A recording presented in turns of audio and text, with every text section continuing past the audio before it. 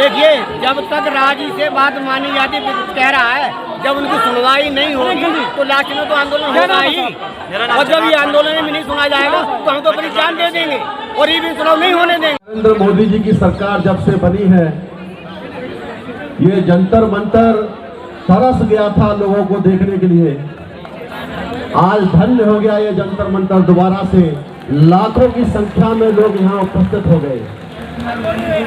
ये जंतर मंतर पर नहीं आने देने के लिए किसानों को रोका गया। दिल्ली की सरहद पर वो लोग खड़े रहे। हजारों किसानों को मौत के घाट उतारने का काम नरेंद्र मोदी की सरकार ने किया।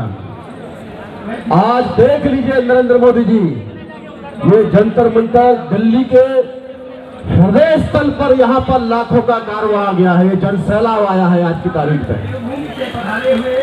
साथियों, 1 दशक का समय लगा है लोगों को समझाने के लिए। बहुत पेशेंस रखा, कश्मीर से लेकर कन्याकुमारी तक, कच्छ गुजरात से लेकर के बंगाल की खाड़ी तक ईवीएम के विरोध में भंडाफोड़ परिवर्तन यात्रा निकाल करके लगातार ये समझाने की कोशिश हुई, तब जाकर के जनसैलाब आज खड़ा हुआ है। साथियों, कोई सामान्य बात नहीं है। जिस तरीके से 8 अक्टूबर 2013 को भारत की सर्वोच्च न्यायालय ने मुक्त, निष्पक्ष और पारदर्शी चुनाव कराने के लिए चुनाव आयोग को यह आदेश दिया था संविधान निर्माताओं ने, लेकिन सर्वोच्च न्यायालय की भी बात को चुनाव आयोग नहीं मान रहे हैं। ईवीएम में घोटाला होता है, ये अब बताने की जरूरत नहीं है।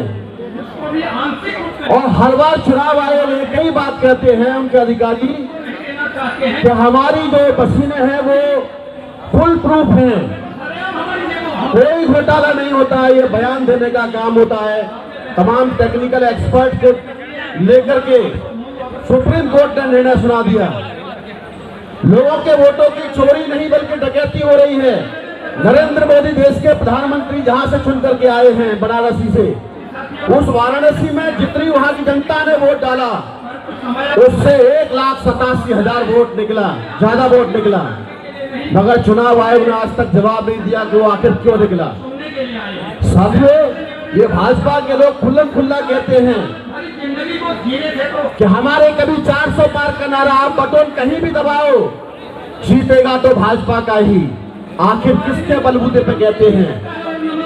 जो कहते हैं ये संविधान द्रोही लोग, ये देशद्रोही लोग हैं। इस तरीके से, जिस तरीके से भारत के संविधान की शपथ लेते हैं, सौगंध खाते हैं और उसी संविधान को बदलने की बात करती है भारतीय जनता पार्टी की सरकार। कौन है वो देशद्रोही लोग? इस जंतर मंतर के पास ही, संसद मार्ग पर, यहीं पर बाबा साहब के संविधान की प्रतियों को जलाया गया। ये गुड्डे मवाली लोग हैं। इन लोगों से लोहा लेने के लिए भारत की जनता आज पूरा तरीके से तैयार हो चुकी है। सारे देश में आज की तारीख में ये जनसैलाब आया हुआ है। ये जंतर मंतर तो केवल शुरुआत भर है। आने वाले समय में हर जिले के मुख्यालय पर ऐसे लाखों लोगों का मोर्चा निकाला जाए। अरे मोदी जी, किस किस को रोकोगे? जनता आज की डेट में जाग चुकी है। तुम्हारा कुछ भी संदेश चलने वाला नहीं है। तुम कितना भी कुछ भी कर लो, ईवीएम हटा के रहेगी जनता।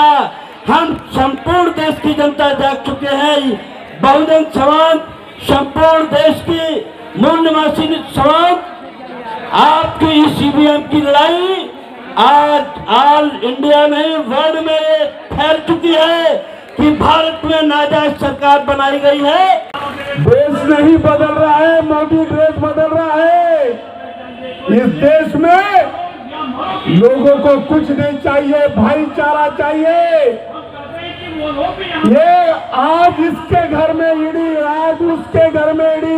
ये ईवीएम का हम लोग पूरे भारत के अंदर तमाम राज्यों में हम लोग इसका विरोध कर रहे हैं। 4 दिन में बिहार के अंदर यह आंदोलन किया, हैदराबाद में, कर्नाटका में और महाराष्ट्र में इसका आंदोलन चल रहा है।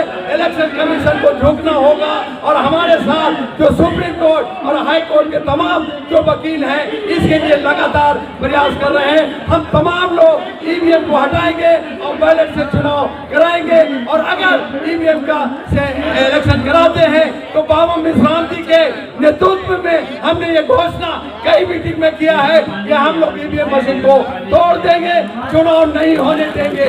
और इसी के साथ हम तमाम लोग एक साथ होकर करके अपनी बहुसंख्यक का जो 131 और 26 जो मुसलमानों का मेंबर ऑफ पार्लियामेंट है उसे 300 पर अब 2024 में ले जाकर अपना अधिकार लेंगे।